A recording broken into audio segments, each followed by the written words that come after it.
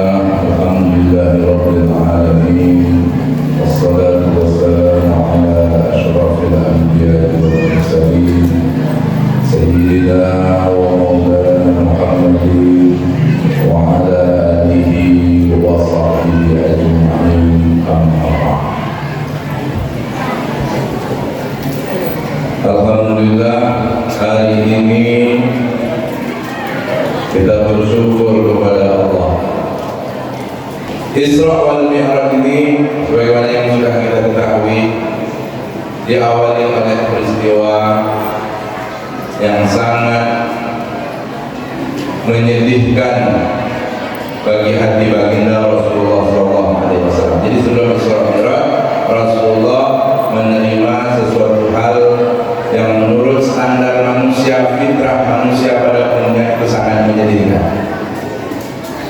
Apa itu? Beliau ditinggal mati oleh orang-orang tersayang, orang terdekat, orang tercinta. Siapa beliau? Ada yang tahu? Istrinya. Mantap ibu. Di sini Allah puji Rasulullah dengan meninggal orang yang sangat dicintai. Yang pertama istri beliau, Ibunda Khadijah. Bagaimana rasanya Pak bagi yang sudah punya istri terus pernah ditinggalkan oleh istrinya?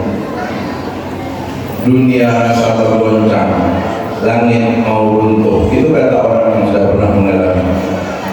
Walaupun istri kita tuh sebagai manusia, ya kita sendirilah sebagai manusia, tidak ada manusia yang sempurna. Pasti banyak kekurangan, banyak kelemahan. Tapi kalau sudah hidup sekian puluh tahun, masak nasi sekian kilo, sekian puluh kilo, sekian ton beras, kita makan Pak dari masakan tangan dia. Berapa banyak baju yang disetrikakan dia untuk kita bisa bekerja, kita pakai sehari-hari, anak-anak kita diurusnya dari kecil sampailah dia meninggal dunia. Kita tidur kadang dia masih menyetrika baju, pagi kadang-kadang sudah jemur. Walaupun istri kita banyak kurangnya Pak, walaupun sebagai manusia tak ada yang sempurna, pasti kalau ditinggal mati oleh istri kita, bagaimana rasanya sekian puluh tahun hidup saat tak bersama. Betul Pak?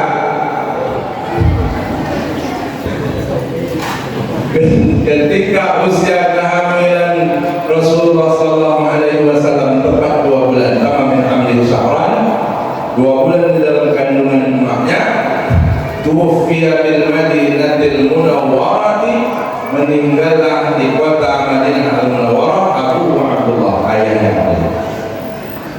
Dulu masih bernama Yathrib, nama orang, lalu menjadi Madinah Al-Munawwarah. Maka Rasulullah ketika disebut kata ayah, beliau tidak kenal dengan Abdullah.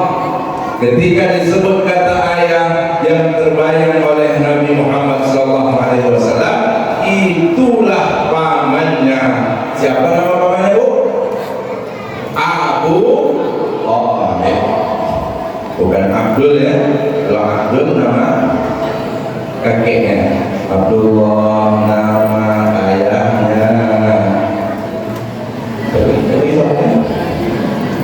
Aminah ibunda. Terus Abu Thalib. Tak tahu, sesat ngajarin. Pokoknya kalau paman, kalau Abu Thalib itu baru pamannya. Kalau Abdul, dia yang hafal kan harus ngajarkan. Kalau Abdul Muttalib itu nama kakeknya, atuknya. Jadi yang terbayang itu Abu Thalib. Dan Abu Thalib ini sayang bukan main. Kalau mau pergi ke pasar, kalau mau pergi keluar, sering Rasulullah dibawa. Melihat wajah Rasulullah, Muhammad nak ikut Pak Cik, gitu. paling sayang dengan keponakannya.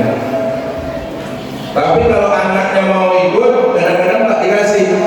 Sayang ke anaknya itu tidak lebih besar dengan sayang ke Rasulullah Sallallahu Alaihi Wasallam. Kalau anaknya, Pak, aku ikut dari pasar, jangan ikut, di rumah saja. Kalau istilah kita sekarang nonton penipin, buka HP, apa pula ikut bapak ke pasar.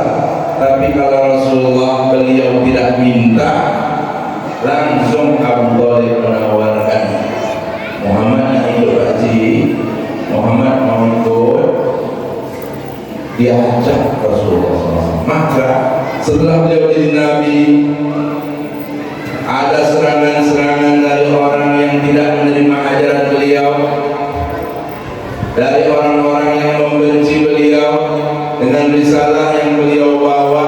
Ada Abu Thalib yang membela beliau, tidak sendiri, orang lain tidak berani, segan. Mengapa? Ada yang pasang badan.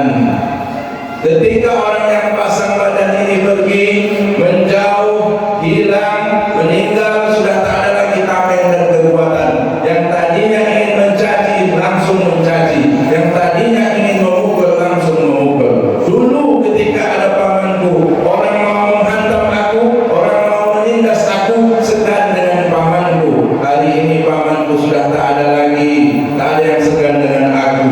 Aku ditindas, aku dicaci, aku dimaki. Sedih hati Rasulullah Sallallahu Alaihi Wasallam. Lalu bagaimana? Beliau pergi ke suatu kota yang disebut dengan Taif. Harapannya diterima dengan baik, diterima oleh masyarakat dengan baik, risalah beliau, ajaran beliau. Tetapi sampai di Taif, apa yang terjadi, Bapak Ibu, orang tua kami dimuliakan Allah Subhanahu Wa Taala, beliau justru dilempari dengan benda-benda yang menyakiti fisik beliau. Bukan hanya batin, tapi fisik pun mendapatkan tekanan dari arah yang beliau harapkan semula menjadi bala bantuan, tetapi malah mendapatkan tekanan-tekanan lainnya secara fisik dan mental. Begitu berat ujian Rasulullah Sallallahu Alaihi Wasallam. Sampai ada satu momen di mana ketika itu salah satu bagian kepala beliau berdarah, bagian kaki beliau berdarah. Lalu kemudian datang malaikat penjaga gunung, Malakul Jibal, atas perintah Allah, wahai malaikat, ini orang-orang Taif sudah keterlaluan. Hambaku yang paling aku sayang, gelar Rasulullah itu Habibullah, kekasih Allah. Hambaku yang paling aku sayang, aku cinta, diperlakukan sedemikian rupa oleh orang-orang Taif. Ini sudah keterlaluan. Datangi Muhammad, berikan bantuanmu kepadanya. Begitu ditanya, wahai Rasulullah, aku diutus oleh Allah. Apabila engkau berkeinginan dan mengizinkan, maka orang-orang Taif ini semuanya akan kuhancurkan dengan gunung yang aku angkatkan mereka rata dengan tanah. Apa jawab Rasulullah Sallallahu Alaihi Wasallam? Pak, apa jawab Rasulullah? Ratakan saja. Tidak. Orang Bugis kalau berkelahi gimana? Kalau sakit hati, awak tak salah, lalu ditindas, ditekan, dihantam habis-habisan, dihinakan, dijatuhkan, disakiti fisik dan mental, lalu tiba-tiba datang bantuan. Tangkap aja. Naikkan, jebloskan saja. Hantamkan belum? Hantamkan. Tapi Rasulullah tidak. Apa kata Rasulullah SAW? Mereka orang-orang yang tidak tahu.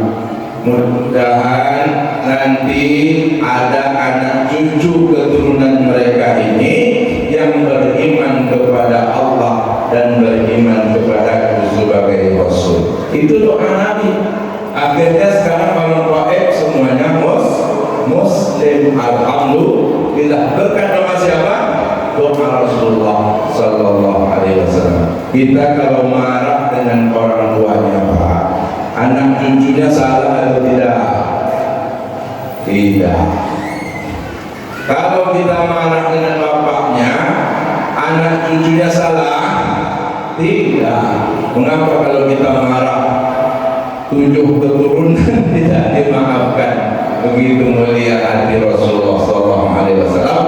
Marah dengan bapaknya, marah dengan atuknya, tetapi anak cucunya tidak bersalah dan didoakan oleh Rasulullah Sallallahu Alaihi Wasallam.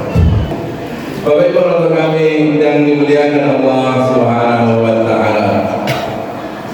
Lalu kemudian datanglah hadiah istimewa ini.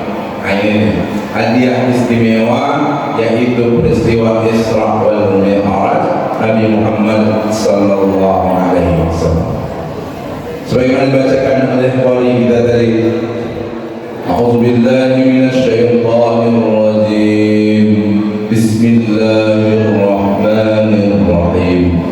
Subhanalladzi asra bi'abdihi laylan minal masjidil haram ilal masjidil aqsa alladzi barakna hawlahu linuriyahu min ayatina innahu huwas sami'ul basir. Maha suci Allah yang memperjalankan hambanya pada sebagian malam dari Masjidil Haram ke Masjidil Aqsa yang kami berkahi sekelilingnya untuk kami tunjukkan kepadanya tanda-tanda kebesaran kami. Sesungguhnya Allah Maha mendengar, Maha melihat. Allah mulai dengan kalimat tasbih. Ini yang mau kita bahas. Allah mulai dengan kalimat tasbih. Kalimat tasbih, Subhanallah. Ibu punya anak kecil? Tak punya? Ya. Yang punya anak kecil? Ada? Nah. Kalau menidurkan anak, bagaimana lagunya? Subhanallah, alhamdulillah, la ilaha illallah, wallahu akbar. Subhanallah, walhamdulillah, wa la ilaha illallah, wallahu akbar.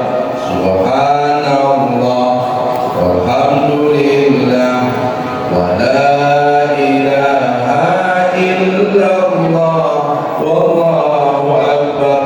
Subhanallah, walhamdulillah, wa la ilaha illallah, wallahu akbar. Insyaallah anak menangis 10 menit, 15 menit dulu. Kalau bacanya kalimat tasbih, takmir, tahlil, takbir, semuanya tadi sudah dapat. Jangan lagunya tuh kamu yang cantik, ada lagu itu. Sampai di sini lagu tuh. Kalau wanita berdoa, itu coba. Itulah yang viral sekarang. Untuk anak itu tadi, dia tetap bersolawat, ya kan? Dia tetap melantunkan kalimat-kalimat thayyibah. Dia tidak meninggalkan bacaan kalimat tasbih. Karena nanti kalau kau monitor kedua, anak pun bangun dia. Lupa nama, kata dari mak nyambung dari dalam ayunan itu. Bapak Ibu untuk kami dimuliakan Allah, perbanyak membaca kalimat tasbih. Mengapa? Dulu Nabi Yunus masuk ke dalam perut ikan secara singkat saja. di tengah malam, di dalam laut, kegelapannya berlapis-lapis seperti anak di dalam kandungan, fil zulumatil thalath. Gelapnya bukan main gelap, gelap malam, gelap dalam laut, gelap dalam perut ikan, bukan main gelap. Kalau secara logika mungkin tidak Nabi Yunus itu selamat, tidak. Tapi faktanya selamat atau tidak Nabi Yunus? Selamat atas kehendak Allah. Apa yang dilakukan Nabi Yunus di dalam perut? Beliau membaca tasbih, la ilaha illa anta subhanak, itu subhanak inni kuntu minadh dhalimin. Maha suci Engkau ya Allah, ada Tuhan selain Engkau, dan sungguh akulah yang zalim. Begitu doa yang terus dipanjatkan oleh Nabi Yunus. Falaula in kana minal musabbihin la labisa fi batnihi ila yaumi yub'atsun. Falaula idza kana musabbihin, kalau seandainya dia tidak bertasbih selama berada di dalam perut ikan tersebut, la labisa fi batnihi, dia akan tetap berada di dalam perut ikan tersebut ila yaumi yub'atsun, sampai hari berbangkit, kata Allah. Karena kalimat tasbih. Sering tidak bertasbih? Bapak sering bertasbih? Sering. Lebih sering mana bertasbih dengan karaoke? Imbang antara tidak apa-apa, imbang itu bagus, berarti ada keseimbangan antara tasbih dan karaoke. Sebab kalau lebih banyak karaoke masalah, tapi kalau lebih banyak tasbih mantap. Tapi kalau imbang oke lah. Sebetulnya kita tidak perlu momen khusus. Ustaz, kalau ibu-ibu ialah ada anak kecil, kami kan tak ada anak kecil, jarang kami membaca itu. Tidak juga. Kalau kita pahami Isra Mi'raj ini kan hadiahnya sholat. Orang yang rajin sholat pasti bertasbih. Kapan dia baca tasbih? Walam yakul lahu kufuwan ahad. Allahu akbar. Ruku. Apa bacanya? Subhana. Bacaan tasbih. Sami Allahu liman hamidah. Rabbana rabbana sallallahu alaihi wasallam.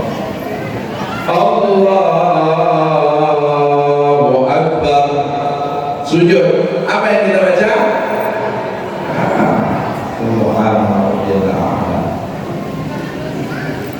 Maka bacaan tasbih. Tapi jangan pula pas baca tasbih subhana rabbil a'la sujud. Tadi gas, kalau ibu itu gas belum dibeli sama anak aku, jemuran belum diangkat, utang yang tak diingat tuh sekian tahun dah, baru itu pas subhana rabbil a'la, utang kunci semuanya diingat. Berdiri atau tahiyat pernah?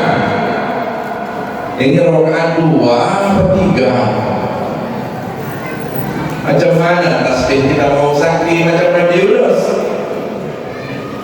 Kalau bacaan itu diresapi, direnung-renungkan dengan baik, persoalan apapun, sebesar apapun masalah yang kita hadapi, selesai tuntas dengan cara dan petunjuk Allah Subhanahu wa taala. Kata Allah,